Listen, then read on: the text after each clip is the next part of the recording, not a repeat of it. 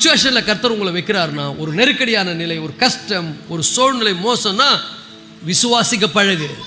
முறுமுறுக்கவோ வாதாடவோ நீ பெரிய பர்ஃபெக்ட்னு ஆண்டவருக்கு முன்னால் சொல்லவோ கூடாது.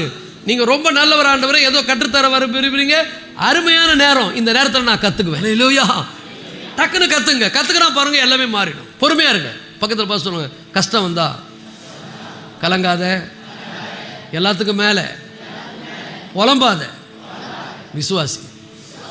விசுவாசி, நீ விசுவாசி. சூழ்நிலை கர்த்தர் மாற்றுவார், நிலைமை மாறும். எல்லாம் அதை விட்டுடுத்து ஊராக போய் புலம்புறுத்து, எனக்கு இன்னும் இப்படி ஆயிடுச்சு, எனக்கு அப்படி ஆயிடுச்சு, புலம்புன இருக்க பெருசாகிடும். ஆண்டவரை மையப்படுத்து. நீர் நல்லவர் ஆண்டவரே, நீர் வல்லவர், நீர் வாக்கு மாறாதவர், நான் உங்கள் பிள்ளை, எனக்கு இப்படியே விட்டுருவீங்களா? வனாந்தரத்தில் ரொம்ப ஜாக்கிரதையாக இருக்கணும், கஷ்டத்தின் மத்தியில் ரொம்ப ஜாக்கிரதையாக இருக்கணும். சூழ்நிலை